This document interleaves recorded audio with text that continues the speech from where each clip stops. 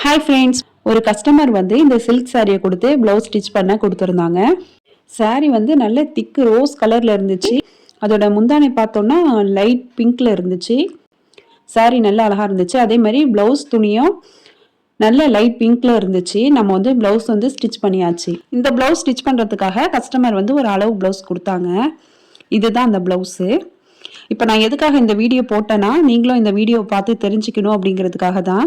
இப்போ அளவு ப்ளவுஸை பார்க்கும்போது ஆம் ஹோல் ரெண்டும் ஒன்றா இருக்குது. ஆனால் கீழே பார்க்கும்போது எப்படி முன்னும் பின்னமாக இருக்குன்னு பாருங்கள். இந்த மாதிரி 2 இன்ச்சு கிட்டே டிஃப்ரென்ஸ் இருக்குது. ஆனால் மேலே பார்க்கும்போது நெக்லலாம் டிசைன் நல்லா அழகாக கொடுத்துருக்காங்க. ஷோல்டர்லாம் ஒன்றா இருக்குது. கீழே பார்த்தோம்னா முன்னும் பின்னமாக இருக்குது 2 இன்ச்சு கிட்ட. இந்த ப்ளவுஸை பார்க்கும் போதே தெரியுது யாரோ புதுசாக கற்றுக்கிட்டவங்க, தைக்க தெரியாதவங்க இந்த ப்ளவுஸ் வந்து ஸ்டிச் பண்ணியிருக்காங்க. இப்போ ப்ளவுஸில் வந்து டிசைன் ஸ்டிச் பண்ணுறது ஈஸியான மெத்தட் தான்.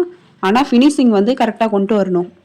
இப்போ டிசைனே இல்லாமல் ப்ளைனாக ஸ்டிச் பண்ணால் கூட அதோட ஃபினிஷிங் வந்து நமக்கு கரெக்டாக இருக்கணும்.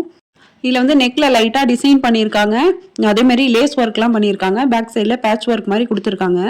ஆனால் அதோட ஃபிட்டிங் வந்து கரெக்டாக வரல.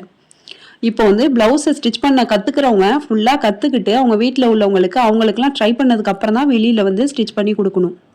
ஏன்னா நம்ம வந்து ஒழுங்காக ஸ்டிச் பண்ணுவோன்னு சொல்லி அவங்க அமௌண்ட்டு கொடுத்து தான் அந்த ப்ளவுஸ் வந்து கொடுக்குறாங்க. என்கிட்ட இந்த ப்ளவுஸ் கொடுத்தாங்க, என் பொண்ணு போட்டுட்டு ஏத்தம் இறக்கமாக இருக்குன்னு சொல்லுதுமா, அது என்ன காரணம்னு எனக்கு புரியல, நீ பார்த்து சொல்லுண்டாங்க. அதுக்கப்புறம் தான் நான் இந்த ப்ளவுஸை பார்க்குறேன். ஏன்னா அவங்களுக்கு கூட கண்டுபிடிக்க தெரியல என்ன மிஸ்டேக்குன்னு. இப்போ டைலராக இருக்கீங்கன்னா உங்களை நம்பி தான் அவங்க வந்து ப்ளவுஸ் கொடுக்குறாங்க. உங்களுக்கு வந்து கரெக்டாக ஸ்டிச் பண்ண தெரியும்டா தான் நீங்கள் வந்து ஸ்டிச் பண்ணுறதுக்கு வாங்கணும். இப்போது எக்ஸ்பீரியன்ஸ் உள்ள டைலராக இருந்தாங்கன்னா அமௌண்ட்டு நிறையா வாங்கினாலும் ஃபினிஷிங் வந்து அவங்கள்ட்ட கரெக்டாக இருக்கும்.